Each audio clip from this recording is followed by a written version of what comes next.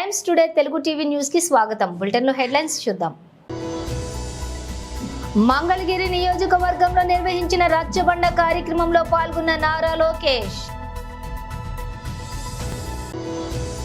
ఏడాదిలోపే రాష్ట్ర రాజకీయాలను కేసీఆర్ మళ్లీ శాసించే రోజు వస్తోంది. కేటీఆర్.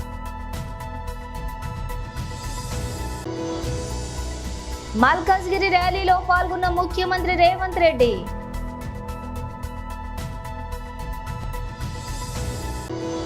గల్ఫ్ వలస కార్మికులకు అండగా 24 గంటలు అనేక సేవలు అందిస్తున్న బీజేపీ ఇండియన్ పీపుల్ ఫోరం. ఇక డీటెయిల్స్ చూస్తే మంగళగిరి నియోజకవర్గం గోడవర్రు, తాడేపల్లి టౌన్, పెనమాకలో నిర్వహించిన రచ్చబండ కార్యక్రమంలో పాల్గొన్న టీడీపీ జాతీయ ప్రధాన కార్యదర్శి నారా లోకేష్. జైల్లో ఉన్నాడు. ఏనాడు ముఖ్యమంత్రి గారు పట్టించుకోలేదు. శ్రీను పాప ఒక దళితుడు, బాగా కష్టపడతాడు, చేయాలని తప్పనుంది, ఏదో ముఖ్యమంత్రి అవుతాడు జగన్మోహన్ రెడ్డి గారని ఏదో గుచ్చాడు తల్లి. కానీ 5 సంవత్సరాలు జైల్లో పెట్టాడు తల్లి. కోడి కత్తి తర్వాత బాబాయ్ శవం బయటకు వచ్చి ఇప్పుడు గులకరాయి తల్లి.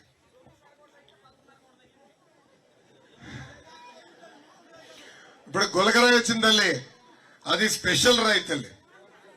అసలు అలాంటి రాళ్ళుంటే మనకి రోడ్లు పోతల్లి, అంత అద్భుతమైన రాయి అది. ముఖ్యమంత్రి గారు తగిలిందంటే నేను బాధపడా, అయ్యో పాపం ఎవడేసాడు రా, ఇది మంచిది కాదనుకున్నా. ఆయనకు తగిలింది, తర్వాత పక్కన్న వెల్లంపల్లికి ఈ కన్నుకు తగిలింది, మళ్ళీ ఈ కన్నుకు తగిలింది, ఇంకో 4 తగిలింది. ఇది నేను చెప్తాం కాదమ్మా. మొదటి రోజు వెల్లంపల్లి శ్రీనివాస్ ఈ కన్నుకు కట్టు కడతాడమ్మా, మళ్ళీ 2వ రోజు ఈ కన్ను కడతాడు. అమ్మా ముఖ్యమంత్రి గారికి తగిలినప్పుడు చిన్న బ్యాండేడ్ వేశారు, దాని తర్వాత స్లోగా సైజ్ పెంచుకుంటా వెళ్ళారు. పోన్లే తగిలిందే అనుకుందాం. నేను ప్రెస్ మీట్ చూసారమ్మా, నీట్ గా బ్యాండేజ్ తీసాడు, చిన్న మరక కూడా లేదు తల్లి. అసలు అంత పెద్ద గాయం తగిలిందన్నారు, రక్తం గారిపోయిందన్నారు, బ్యాండేడ్ పెట్టారు. బ్యాండేడ్ తీసిన తర్వాత చిన్న ఉంటుంది కదా, మరకన ఉంటుంది కదా, గిడ్డ కడుతుంది కదా రక్తం, ఆ మరక కూడా లేదు తల్లి. అందుకే చెప్పా, రాజమౌళి గారికి ఫోన్ చేద్దాం అనుకున్నా. రాజమౌళి గారికి ఫోన్ చేసి, వేరే యాక్టర్లు అందరూ వేస్ట్, జగన్ పెట్టు, ఆస్కర్ అవార్డు వస్తాం మీకు ఖాయం. ఏమి నటన. కానీ నాకు ఒక భయం ఉంది. ఇప్పుడు కోడి కత్తి తర్వాత శవం బయటకు వచ్చింది, ఇప్పుడు గులకరాయి తర్వాత ఏం శవం బయటకు వస్తుందో భయపడుతున్నా తల్లి. అందుకే అమెరికాకి వెళ్ళిపోయింది. మొన్న ఒక వీడియో చూసా, జగన్మోహన్ రెడ్డి గారు తల్లికి ఫోన్ చేసి, అమ్మ ఒక్కసారి ఇంటికి రా అని. నేను రాను అనింది. లేదమ్మా ఒక్కసారి అంటే, సభలకు వెళ్తాగా నేను ఇంటికి రాను అనింది. చెల్లెమ్మకు ఫోన్ చేశాడు, చెల్లి ఒక్కసారి ఇంటికి రా అంటే, నీకు దండం, నాకు చేసిన మోసాలు చాలు, నేను మీ గడప దొక్కను, మీ పార్టీలోకి రాను, నేను రోడ్ల పైన తిరుగుతా అన్నాడు. అమ్మా సొంత తల్లికి చెల్లికి న్యాయం చేయలేని వ్యక్తి మనకు న్యాయం చేస్తాడమ్మా. దయచేసి ఆలోచించండి, దయచేసి ఇది గుర్తు పెట్టుకోండి అమ్మా. అమ్మ ఒక యువకుడిని, ఉత్సాహవంతుడిని పని చేసేదానికి వచ్చా తల్లి. నన్ను ఆశీర్వదించండి, దీవించండి. నేను ఇప్పుడు పనిచేసిన దానికన్నా రెట్టింపు పని చేస్తా, మీకు సేవ చేస్తా. మీరు నా చుట్టూ తిరుగుతాం కాదు, నేను మీ చుట్టూ తిరుగుతా. గ్రామాన్ని అభివృద్ధి చేస్తా, నియోజకవర్గాన్ని అభివృద్ధి చేస్తా. తిరిగి ఇలా రచ్చబండ ఎన్నికల సమయంలో పెట్టుకున్నప్పుడు సభాష్ బాగా చేసేవారు అని మీ చేత. లోక్సభ ఎన్నికల్లో రాష్ట్రంలో 10 నుంచి 12 ఎంపీ సీట్లను బీఆర్ఎస్ గెలుచుకుంటే ఏడాదిలోపే కేసీఆర్ మళ్లీ రాష్ట్ర రాజకీయాలను శాసించే రోజు వస్తుందని బీఆర్ఎస్ వర్కింగ్ ప్రెసిడెంట్ కె తారక రామారావు వ్యాఖ్యానించారు. 70 ఏళ్ల వయసులో తుంటి విరిగిన బిడ్డ జైల్లో ఉన్నా, నమ్మిన వాళ్లు మోసం చేసి వేరే పార్టీలోకి వెళ్తున్నా కూడా కేసీఆర్ బస్సు యాత్ర పేరిట జనంలో తిరుగుతున్నారని చెప్పారు. తల్లి లాంటి పార్టీకి కష్టం వచ్చినప్పుడు పంచాయతీలు ఏమైనా ఉంటే పక్కన పెట్టి అండగా నిలవాలని కోరారు. హైదరాబాద్ ఉమ్మడి రాజధాని గాని కేంద్ర పాలిత ప్రాంతం గాని కాకుండా అడ్డుకునే శక్తి బీఆర్ఎస్ కు మాత్రమే ఉందని కేటీఆర్ పేర్కొన్నారు. రాజ్యాంగాన్ని మార్చకుండా అడ్డుకునే శక్తి కూడా బీఆర్ఎస్ కే ఉందన్నారు. ఈ సందర్భంగా ప్రధాని మోదీ పైన విమర్శలు గుప్పించారు. రాంగరాంగిడికి వచ్చేటప్పుడు మానకొండూరు నుండి ఆ సస్పెన్షన్ బ్రిడ్జ్ దిక్కు చూసినా, మానేరు రివర్ ఫ్రంట్ పనులు ఎంత దాకా వచ్చినాయో చూసిన. ఎక్కడేసిన గొంగలు అక్కడనే ఉన్నట్టు అట్లనే పాడైంది. నిజానికి వర్క్ చేసే సీజన్ ఇది. వర్షాకాలం లోపలనే పని పూర్తి చేయొచ్చు. గంగుల కమలాకర్ ఈరోజు ప్రభుత్వంలో ఉండింటే, మన ప్రభుత్వం ఉంటే ఈ పాటికి కరీంనగర్ ఇవాళ బ్రహ్మాండంగా అంతర్జాతీయ నగరాలతో పోటీ పడే స్థాయిలో కమలాకర్ ఎంబడబడి రివర్ ఫ్రంట్ పూర్తి చేస్తుండే. అవన్నీ చూసుకుంటా లోపల దాకా వచ్చినాక నాకు ఒకటే అనిపించింది. కమలాకర్ అన్న దగ్గర రాగానే నేను అడిగిన, అన్నా పోయినసారి అన్నావు కదా మన కార్పొరేటర్లను వాడోగొడు వీడోగొడు పోలీసు వాడు వేధిస్తున్నాడు, కేసులు పెడుతున్నారు, నాయకులను కూడా ఇబ్బందులు పెడుతున్నారు అన్నావు కదా, ఎట్లున్నది పరిస్థితి అన్న. గట్లే ఉందన్నా, కొన్ని కోర్టు ఆర్డర్లు తెచ్చినాం కానీ ఇంకా కూడా వీళ్ళ నకరాలు కొన్ని అట్లే ఉన్నాయి, తగ్గుతలేవనే మాట చెప్పిండు. నేను మీ అందరికీ ఒకటే విజ్ఞప్తి చేస్తా ఉన్నా, ప్రజాస్వామ్యంలో ప్రజాశక్తికి మించిన శక్తి లేదు. ప్రజాశక్తికి మించిన శక్తి లేదు. నిన్నటిదాకా మీ వెనకాల మరి చాలా సున్నితంగా మృదువుగా ప్రేమగా తిరిగిన పోలీస్ అధికారులు ఇవాళ కాంగ్రెస్ గవర్నమెంట్ రాగానే తోకాడిస్తా ఉన్నారు, ఇష్టం వచ్చినట్టు వ్యవహారం చేస్తా ఉన్నారు. నాకంటే బాగా మీకే తెలుసు. మీ అందరికీ నేను ఒక చిన్న ఉపాయం చెప్తా. మొత్తం మళ్ళీ పూర్వ రోజులు రావాలి అంటే మనం చేయాల్సింది ఒకటే ఒక్క పని. రాబోయే 15 రోజులు కష్టపడి మీరు 10 నుంచి 12 ఎంపీలు మా చేతుల్లో పెట్టండి. సంవత్సరం లోపల కేసీఆర్ గారు మళ్ళీ తిరిగి రాష్ట్ర రాజకీయాన్ని శాసించే పరిస్థితి తిరిగి వస్తుంది. ఈ అధికారులందరూ మళ్ళా అనానికి దండం పెడతా, అయ్యానికి దండం పెడతా, గంగుల కమలాకరానికి చెప్పు నా గురించి అని చెప్పే పరిస్థితి మళ్ళా స్వల్ప సమయంలోనే తిరిగి వస్తుంది. ప్రజాశక్తికి మించిన శక్తి లేదు. ఓ 10-12 ఎంపీలు మనం గెలిస్తే ఆటోమేటిక్ గా మళ్ళందరూ లైన్ కడతారు. మళ్ళందరూ అమ్మో వీళ్ళు ప్రజల్లో మాత్రం గట్టిగున్నారు అయ్యా అని చెప్పి ఎక్కడోడక్కడ నిన్నటిదాకా తోకాడిచ్చినోడు కూడా సల్లబడతాడు. కాంగ్రెస్ వాడు ఫోన్ చేసి కేసు పెట్టమన్నా, బండి సంజయ్ లొల్లి పెట్టినా చల్బే చల్ అంటారు. ఎందుకంటే పట్టించుకోరు. దయచేసి ఆలోచించండి. నేను మిమ్మల్ని కోరేది ఒకటే, రాబోయే 12-13 రోజులు వినోద్ కుమార్ కోసం కష్టపడకండి, మీకోసం కష్టపడండి, మన కోసం మన పార్టీ కోసం కష్టపడండి. వాస్తవం ఏంటి అంటే మీకు కొద్దిగా నిష్ఠూరం అనిపించినా సరే, నాకు మొన్న కొద్దిగా బాధ అనిపించింది. గంగుల కమలాకర్ అన్న గత 5 ఏళ్లు మంత్రిగా బ్రహ్మాండమైన పనిచేసింది. గల్లీకి ఫలానా గల్లీకి పనిచేయలేదన్నట్టు కాకుండా మొత్తం నగరంలోని ప్రతి డివిజన్ కు ఒకవైపు స్మార్ట్ సిటీ నిధులు, మేయర్ గారు, ఆయన, కార్పొరేటర్లు అందరూ కష్టపడి ఎక్కడికక్కడ ఒక చిన్న పని. మల్కాజ్గిరి ర్యాలీలో ముఖ్యమంత్రి రేవంత్ రెడ్డి పాల్గొన్నారు. కేసీఆర్ కారు వదిలేసి బస్సు ఎక్కిండు. ఇక ఆయన బస్సు యాత్ర కూడా చూసిన మన సూర్యాపేట పోయిండు, మిర్యాలగూడ పోయిండు, మహబూబ్నగర్ పోయిండు, నాగర్ కర్నూలు పోయిండు, భువనగిరికి పోయిండు. ఆయన బస్సు యాత్ర చూస్తుంటే, ఆయన ఎక్కేది దిగేది చూస్తుంటే వెనకడికెవడో తిక్కలోడు తిరణాలకు పోతానంట ఎక్కనిక దిగనికనే సరిపోయిందంట. కేసీఆర్ బస్సు యాత్ర కూడా 4 వాటి ఎక్కియాలి, 3 వాటి దించాలి. ఆయనను ఏం పని మీద పోయినో ఆయనకే తెలుస్తలేదు, నన్ను తిట్టుకుంటే తిరుగుతుండు. 10 ఏళ్ళు ముఖ్యమంత్రి ఉండి నువ్వేమన్నా చేసి ఉంటే నువ్వు చేసింది చెప్పుకో. 100 రోజుల్లోనే 5 గ్యారంటీలను అమలు చేసిన మమ్మల్ని ఇవాళ నువ్వు తిట్టుకుంటే తిరుగుతున్నావంటే నీ దివాల కోరతనం, నీ చేతగాంతనం కళ్ళకు కట్టినట్టుగా అనిపిస్తుంది. వచ్చినెంబడే ఆడబిడ్డలకు ఆర్టీసీలో బస్సు ఉచితంగా ప్రయాణం ఇచ్చినాం. మా అక్కలను అడుగుతున్న, ఉచిత బస్సు ఉంది కదా అక్క, ఎక్కడికి పోయినా, అత్తగారింటికి పోయినా, అమ్మగారింటికి పోయినా, బిర్లా మందిరం పోయినా, యాదగిరిగుట్ట లక్ష్మీ నరసింహస్వామి దగ్గరికి పోయినా, భద్రాచలంలో రాములవారి తలంబరాలు చూడబోయినా ఆడబిడ్డలకు 1 పైసా ఖర్చు లేదు, బస్సులో ఉచిత ప్రయాణం. ఇవాళ పేదలకు రాజీవ్ ఆరోగ్యశ్రీ పథకం తీసుకొచ్చి 10 లక్షల రూపాయలు ఉచితంగా వైద్యాన్ని అందించినాం. ఇదే కాదు, కష్టపడ్డ పైసలన్నీ సిలిండర్ పేరు మీద దోసుకుంటుంటే 1200 రూపాయలు పెట్టి సిలిండర్ కొనలేక కట్టెలపై కష్టాలు మళ్ళీ వచ్చేటట్టుంటే ఆడబిడ్డల కష్టాలు తీరవానికే 500 రూపాయలకే ఇవాళ ఆడబిడ్డలకు సిలిండర్ ఇచ్చి 40 లక్షల కుటుంబాల్ని రాష్ట్రంలో 100 రోజుల్లోనే ఆదుకున్న చరిత్ర మన కాంగ్రెస్ ప్రభుత్వాన్ని. ఇదే కాదు, పేదోళ్ళ ఇళ్లలో కరెంటు బిల్లు చూస్తేనే కరెంటు షాక్ కొట్టేటట్టు ఉంది.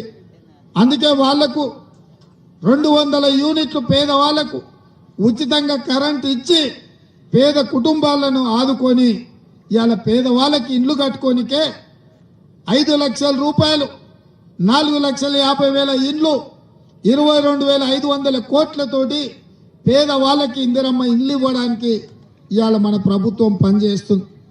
ఇదే కాదు, తెలంగాణ ఉద్యమం అంటేనే నియామకాలు, నిరుద్యోగ సమస్య. అట్లాంటిది 3 నెలల్లో 30,000 ప్రభుత్వ ఉద్యోగాలు ఇచ్చి నిరుద్యోగుల కుటుంబాలను ఆదుకొని ఎల్బీ స్టేడియంలోనే ఆ కుటుంబాలను అందరినీ రప్పించి వాళ్ళ కళ్ళల్లో ఆనందం చూసింది మన ప్రభుత్వం.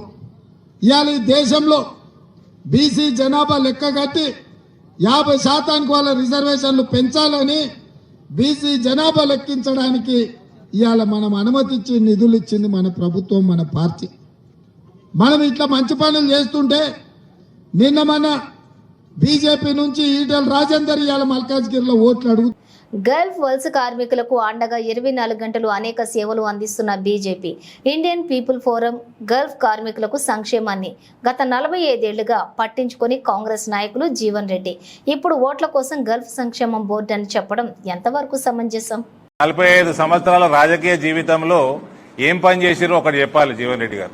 ఏమీ లేదు, గుడ్డి సున్నా. రెండోది, ఇప్పుడు గల్ఫ్ బోర్డు పెడతామంటున్నారు, నిజాం షుగర్ ఫ్యాక్టరీ తెరుస్తామంటున్నారు 17 సెప్టెంబర్ నాడు. ఈ రెండింటికి కేంద్ర ప్రభుత్వంతో పనేముందా? ఈ రెండింటికి కేంద్ర ప్రభుత్వంతో పనేమున్నది? రాష్ట్ర ప్రభుత్వం బోర్డు పెడతామంటుంది. నిజాం షుగర్ ఫ్యాక్టరీ రాష్ట్ర ప్రభుత్వం షేర్ హోల్డరు, వాళ్ళు తెలుసుకోవాలి. ఎంపీ ఎలక్షన్లలో ఓట్లాడు కూడా ఎందుకు ఈ రెండింటికి? అంటే ఎంత మభ్యపెట్టిస్తారంటే అలా ఎడారులు ఉన్నారయ్యా. భార్య పిల్లలు తల్లిదండ్రులు వదిలేసి పొట్టగుట్టు కోసం ఎడారులు ఉన్నారయ్యా. వాళ్ళతోటి కూడా మీ పనికిమాల దిక్కుమాల రాజకీయాల? ఏం జీవన్ రెడ్డి గారు 45 సంవత్సరాల నుంచి రాజకీయాలలో ఉన్నారు, ఎన్నడూ గల్ఫ్ వాళ్ళు యాదగిరాలే మీకు? గల్ఫ్ బోర్డు పెడతా అని ఇప్పుడు వస్తుర్రు. ఇండియన్ పీపుల్ ఫోరంలా జితేంద్ర గారు చెప్పినట్టు 24 మంది డాక్టర్లు 24 గంటలు ఏం ప్రాబ్లం వచ్చినా సేవ చేయడానికి సిద్ధంగా ఉంటారు. ఏ క్యాంపులో ఏం ప్రాబ్లం వచ్చినా సేవ చేయడానికి సిద్ధంగా ఉంటారు. ఇండియన్ పీపుల్ ఫోరం అంటే మన అనుబంధ సంస్థ, బీజేపీ అనుబంధ సంస్థ. 11 మంది లాయర్లు ఫ్రీగా ఎటువంటి లీగల్ ఇష్యూస్ వచ్చినా ఐపీఎఫ్ దృష్టికి వస్తే టేకప్ చేయడానికి సిద్ధంగా ఉంటారు. కోవిడ్ సమయంలో భారతదేశానికి సపోర్ట్ గా ఇండియన్ పీపుల్ ఫోరం 8 ఫ్లైట్లు నడిపింది. నిన్నగాక మొన్న వచ్చిన వరదలల్లా ఇంటింటికి రేషన్ పంపింది. ఎప్పుడు కూడా సంవత్సరం పొడవుగా 365 రోజులు ఎవరికి, ఎందుకంటే చాలా గరీబోలు వస్తారు ఆడికి, అక్కడ పని చేసుకోనికే చాలా గరీబోలు ఉంటారు. వాళ్ళకి తిండి ప్రాబ్లం ఉన్న 24 గంటలు 365 రోజులు రెడీగా ఉంటది భోజనం వాళ్ళకి ఇయనీకే. ఇది Bharatiya Janata Party Indian people forum సేవా కార్యక్రమాలు ఇవి. నగరంలో పెరిగిపోతున్న వాహనాలతో ట్రాఫిక్ ఇబ్బందులు, వాయు కాలుష్యం పెరుగుతోందని పర్యావరణవేత్తలు ఆందోళన వ్యక్తం చేస్తున్న విషయం తెలిసిందే. అయితే ఈ ముప్పులతో పాటు ట్రాఫిక్ పెరగడం వల్ల మరో రిస్క్ కూడా పొంచి ఉందని తాజాగా నిర్వహించిన అధ్యయనంలో బయటపడింది. వాహనాల నుంచి వెలువడే శబ్దాలు గుండె ఆరోగ్యానికి ఎసరు పెడుతున్నాయని శాస్త్రవేత్తలు చెబుతూ ఉన్నారు. వాహనాల రోదనతో గుండెపోటు ముప్పు పెరుగుతుందని చెప్పి హెచ్చరించారు. బీపీ, రక్తనాళాల వాపు తదితర అనారోగ్యాలు కూడా మిమ్మల్ని పలకరించే ప్రమాదం కూడా ఉందన్నారు. వాహనాల శబ్దం కారణంగా రాత్రిపూట నిద్రకు దూరం కావడంతో పూట పగటిపూట కూడా చికాకును పెంచుతుందని ఆరోగ్య నిపుణులు చెప్తున్నారు. కంటి నిండా నిద్ర లేకపోవడం వల్ల హై బీపీ వచ్చే రిస్క్ కూడా పెరుగుతుందన్నారు. ప్రతి 10 డెసిబిల్స్ మేర పెరిగే ట్రాఫిక్ ధ్వని వల్ల గుండె జబ్బులు, పక్షవాతం, మధుమేహం రిస్క్ 3.2% మేర పెరుగుతుందని వివరించారు. ఈ అనారోగ్య ముప్పులను తగ్గించేందుకు వాహనాల రద్దీ ఎక్కువగా ఉన్న చోట నాయిస్ బ్యారియర్లను ఏర్పాటు చేయాలని పరిశోధకులు సూచిస్తూ ఉన్నారు. రోడ్లు నిర్మించే సమయంలో ప్రత్యేకమైన తారును ఉపయోగిస్తే వాహనాల నుంచి వెలువడే శబ్దాలు గణనీయంగా తగ్గుతాయని, వాహనాల వేగాన్ని కూడా నియంత్రించడం, తక్కువ శబ్దాన్ని కలిగించే టైర్ల వాడకాన్ని కూడా ప్రోత్సహించడం ద్వారా ఫలితాలు రాబట్టవచ్చని వివరించారు. Car pooling, public transport, cycle వాడకాలను ప్రోత్సహించేందుకు చర్యలు తీసుకోవాలని చెబుతున్నారు. ప్రస్తుత ఐపీఎల్ సీజన్లో విరాట్ కోహ్లీ అద్భుత ఫామ్తో దూసుకుపోతున్నాడు. దీంతో రాబోయే T20 వరల్డ్ కప్లో కోహ్లీ, రోహిత్ శర్మ ఓపెనర్లుగా దిగాలన్న కామెంట్స్ మొదలయ్యాయి. దీనిపై మాజీ క్రికెటర్ వీరేంద్ర సెహ్వాగ్ తాజాగా స్పందించాడు. విరాట్ 3వ స్థానంలోనే ఆడాలని, ఓపెనర్లలో దూకుడును మిడిల్గా ఓవర్లలోనూ కొనసాగించాలని అభిప్రాయపడ్డాడు. 2007 వరల్డ్ కప్లో సచిన్ టెండూల్కర్ 4వ స్థానంలో ఆడిన విషయాన్ని గుర్తు చేశాడు. సచిన్ అప్పట్లో ఓపెనర్ స్థానం వదులుకొని 4వ స్థానంలో బ్యాటింగ్కు వచ్చాడు. సచిన్కు కూడా మిడిల్ ఆర్డర్లోని బ్యాటింగ్ చేయడం ఇష్టం లేదు, కానీ టీం కోసం సిద్ధమయ్యాడు. మన టీంలో మంచి ఓపెనర్లు ఉన్నప్పుడు మనం 3వ స్థానంలో ఆడటం తప్పు కాదు. ఓపెనర్లు ఇచ్చినటువంటి శుభారంభాన్ని ముందుకు తీసుకెళ్లాలి. నాకు తెలిసి విరాట్ కోహ్లీ కూడా నెంబర్ 3 స్థానంలో ఆడేందుకు అభ్యంతరం పెట్టడు అని విరాట్ కోహ్లీ వ్యాఖ్యానించాడు. మరోవైపు నిన్నటి ఐపీఎల్ మ్యాచ్లో జీటీపై తన ఆర్సీబీ విజయం తర్వాత కోహ్లీ విమర్శలపై మండిపడ్డాడు. ఆటగాడు జట్టుకు విజయాలు చేకూర్చడంపైనే దృష్టి పెడతాడు, స్ట్రైక్ రేట్ పై కాదు. గత 15 ఏళ్లుగా ఇదే చేస్తున్నాం. టీం కోసం ఎన్నో మ్యాచ్లు గెలిచా. అలాంటి పరిస్థితులు ఎదుర్కొన్న వారికే ఈ అంశంపై అవగాహన ఉంటుందని కామెంట్ చేశారు. బీఎస్పీ నేత అడ్వకేట్ జగన్మోహన్ మాట్లాడుతూ మోదోల్ నియోజకవర్గం తానూరు మండలం బొల్సా గ్రామంలో బీఆర్ అంబేద్కర్ జయంతి వేడుకల్లో మతోన్మద అల్లరి మూకలు మహిళలపై దాడి చేయడాన్ని తీవ్రంగా ఖండించారు. రాజ్యాంగ నిర్మాత అంబేద్కర్ జయంతి వేడుకలు జరుపుకుంటూ జై భీమ్ నినాదం చేస్తున్నటువంటి దళిత ప్రజలపై ఉన్మాదులుగా దాడి సర్వ సమాజాన్ని సిగ్గుపడే విధంగా వ్యవహరించారని, దోషులను వెంటనే రిమాండ్ చేయాలని డిమాండ్ చేశారు. కేంద్రంలోని బీజేపీ ప్రభుత్వం పాలనలో విపరీతంగా ఎస్సీ ఎస్టీలపై దాడులు పెరిగిపోయాయని, రాష్ట్రంలోని గత బీఆర్ఎస్ ప్రభుత్వంలో జరిగిన విధంగానే ఇప్పుడు కూడా కాంగ్రెస్ పాలన దాడులు జరుగుతున్నాయని, దీనికి కారణం పాలక వర్గాల వైఫల్యం అని ఖండించారు. బడుగు బలహీన వర్గాలకు అధికారం వస్తేనే దాడులు జరగవని, ఎలాంటి సంఘటనలైనా సరే జరగవని, అన్ని సమస్యలు పరిష్కారానికి అవుతాయని బాబాసాహెబ్ అంబేద్కర్ అన్నారు అని, బహుజన రాజ్యం కోసం కలలు కన్నారని, బాబాసాహెబ్ కలలు నిజం చేయాలని అందరూ కూడా సంఘటితం కావాలని పిలుపునిచ్చారు. బీఎస్పీ నాయకులు జిల్లా మహిళా convener SK Lakshmi Yadav, doctor Rajeshwar, Sunil Gaikwad, Sudha Nagamani, Savita Wagmare, Akash, గ్రామ ప్రజలు, బాధితులు తదితరులు ఈ కార్యక్రమంలో పాల్గొన్నారు. బోల్సా అనేటువంటి గ్రామంలో ఏదైతే దళితుల మీద చేసినటువంటి దాడి మరి తీవ్రంగా బహుజన్ సమాజ్ పార్టీగా ఖండిస్తున్నాం. ఏవైతే మరి బోల్సా గ్రామంలో డాక్టర్ బాబాసాహెబ్ అంబేద్కర్ గారి యొక్క జయంతి ఉత్సవాలు చేసుకుంటే మరి ర్యాలీలో మరి ఏవైతే అల్లరి మూకలు మరి వాళ్ళు ఏదైతే జై భీమ్ అనేటువంటి నినాదంతో మరి ఏవైతే డాక్టర్ బాబాసాహెబ్ అంబేద్కర్ గారి యొక్క ఆలోచన వర్ధిల్లాలని చెప్పేసి మరి యాత్ర చేసుకున్న క్రమంలో ఏవైతే కొంతమంది అల్లరి మూకలు ఈ గ్రామంలో ఉన్నటువంటి ఎస్సీల మీద దాడి చేయడం ఎంతవరకు సమంజసం అని అంటా ఉన్నాం. ఒక పక్కన మరి ఏవైతే ఇక్కడ ఉన్నటువంటి ప్రజలు శాంతియుత వాతావరణంలో మరి ఏవైతే పోలీస్ పర్మిషన్ తీసుకొని మరి అనుమతితోటి వాళ్ళు ర్యాలీ చేసుకుంటే మరి ఈ విధంగా జై భీమ్ అనే నినాదాన్ని మరి తుంచే విధంగా డాక్టర్ బాబాసాహెబ్ గారిని మరి అవమానపరిచే విధంగా మరి ఈ విధంగా చేయడం మరి దుర్మార్గమని బహుజన్ సమాజ్ పార్టీకి అంటున్నాం. ఏవైతే దీని వెనుక ఉన్నటువంటి ఎవరు కారకులు ఎవరైనా కానీ మరి కొంతమంది మాకు తెలుస్తా ఉంది, అల్లరి మూకలు ఎవరైనటువంటి వ్యక్తులైనా కూడా మరి ప్రజాప్రతినిధులు దీని వెనుక కూడా కొంతమంది ఉన్నట్టు తెలుస్తుంది. మరి బేషరతుగా ఎవరైతే ఈ యొక్క చర్యకు పాల్పడిన వ్యక్తులు ఇక్కడ ఎస్సీల మీద దాడి చేసినటువంటి వ్యక్తులకు అరెస్టు చేసి రిమాండ్ చేయాలని చెప్పేసి అంటున్నాం. లేనట్లయితే బహుజన్ సమాజ్ పార్టీ మా రాష్ట్ర నాయకుల యొక్క ఆదేశాల మేరకు మేము ఎటువంటి ఆందోళనకైనా సిద్ధంగా ఉంటాం. అదేవిధంగా ఏవైతే ప్రజలతోటి ముఖమడి ఆందోళన చేసినా కానీ మేము చేస్తాం. ఏవైతే ఈ విధంగా చేయడం మరి ప్రజలారా మరి దయచేసి ఆలోచించండి. ఈరోజు మనకు రాజ్యాంగం పుణ్యమని చెప్పేసి ప్రజాస్వామ్యంలో ఏవైతే రక్షణించాల్సినటువంటి చట్టాల్లో ఉన్నటువంటి ప్రజలు మరి బానిస ఉన్నటువంటి ప్రజల మరి హక్కులు అడిగినరా మరి వాళ్ళ పని వాళ్ళు చేసి బాబాసాహెబ్ అంబేద్కర్ గారి యొక్క జయంతికే మరి ఈ విధంగా అవమానం చేస్తే ఈరోజు రాజ్యాంగాన్ని కూడా మార్చే ప్రయత్నం చేస్తున్నట్టు ఈ ప్రయత్నం అని చెప్పేసి ముఖ్యంగా అర్థమవుతుంది. ప్రజలను అర్థం చేసుకోండి, రాజ్యాంగం ప్రమాదంలో ఉంది. ఒకవేళ రాజ్యాంగం ప్రమాదం ఉందని చెప్పి వీళ్ళు సంకేతాలు మనకి ఇస్తున్నారు. ఒకవేళ మన ప్రజలు మరి చైతన్యం కాకుంటే మరి ఈ విధంగా దాడులు చేస్తారు, అవమానాలు చేస్తారు. కాబట్టి ఈ ప్రజలకి సరైన విధంగా జవాబు చెప్పాలని చెప్పేసి మేము మీకు ఈ విధంగా వినతి చేస్తా ఉన్నాం. ఏదైనా కానీ జై భీమ్ అనే విధానాన్ని ఖచ్చితంగా వినిపిస్తాం. పశ్చిమ ఎమ్మెల్యే అభ్యర్థి ఆడారి ఆనంద్ కుమార్కి ఒక్కసారి అవకాశం ఇస్తే జీవితాంతం మీతోనే ఉంటామని ఆడారి సత్యమణి మాలతి పిలుపునిచ్చారు. ఎన్నికల ప్రచారంలో భాగంగా 90వ వార్డు అధ్యక్షులు నమ్మి శ్రీను, వార్డు ఇన్ఛార్జి చుక్కా ప్రసాద్ రెడ్డి ఆధ్వర్యంలో బుచ్చిరాజుపాలెం, గొల్లవీధి ప్రాంతాల్లోని పశ్చిమ నియోజకవర్గం ఎమ్మెల్యే అభ్యర్థి ఆడారి ఆనంద్ కుమార్ సతీమణి ఆడారి మాలతి, కో అబ్జర్వర్ పెడాడ రమణి కుమార్తో కలిసి ఇంటింటి ప్రచారం చేశారు. ఈ సందర్భంగా ఆమె మాట్లాడుతూ ఫ్యాన్ గుర్తుకు ఓటు వేసి వేసి గెలిపించాలని విజ్ఞప్తి చేశారు. నియోజకవర్గం అభివృద్ధికి పాటుపడుతున్న అడారి ఆనంద్ శాసనసభ్యులైతే మరింత అభివృద్ధి సాధ్యమవుతుందని అన్నారు. వార్డుల్లో కలియ తిరిగినటువంటి ఆమె ఓటర్లకి కరపత్రాలను ఇస్తూ ఓటును అభ్యర్థించారు. నియోజకవర్గం ప్రజలను సొంత వాళ్లను చూసుకునే నాయకులను అడారి అని ప్రజలందరూ కూడా మద్దతు తెలపాలని సూచించారు. పిలిస్తే పలికే నాయకుడిగా ఆనంద్ ప్రతి ఒక్కరి కష్టంలో కూడా తోడుగా ఉన్నారని, నిలుస్తున్నారని తెలిపారు. ప్రచార కార్యక్రమంలోని పలువురు నేతలు, కార్యకర్తలు పాల్గొన్నారు.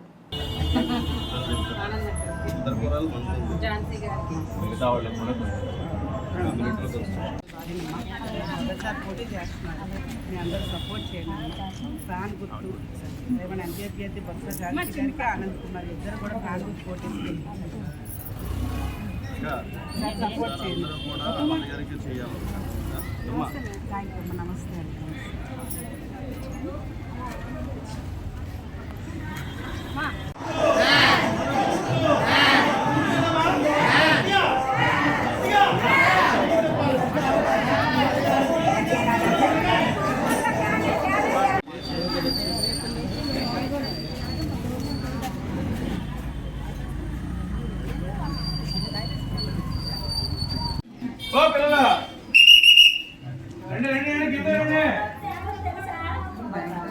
ముంబై వార్డులో ఇంటింటి ప్రచారం మొదలు పెట్టామండి. ఇక్కడ రెడ్డి వీధి, గొల్ల వీధి, గవర్ల వీధి, గాంధీ నగర్ వీధి నుంచి ఇంటింటి ప్రచారం మొదలు పెట్టాం.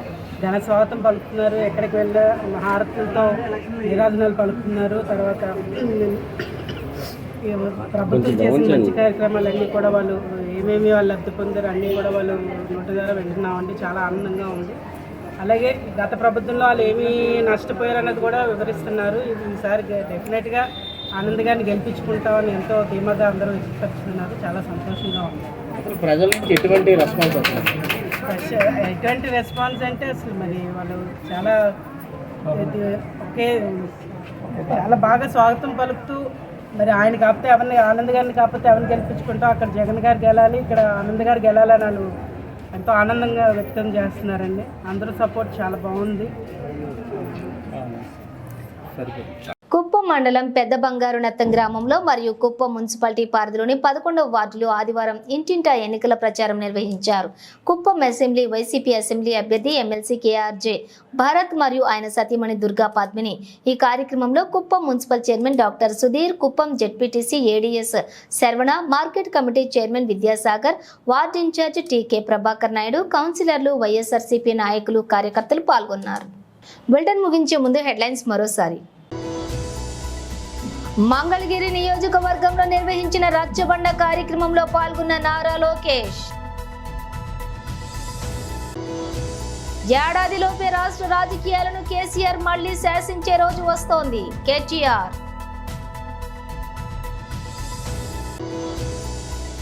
మల్కాజ్గిరి ర్యాలీలో పాల్గొన్న ముఖ్యమంత్రి రేవంత్ రెడ్డి.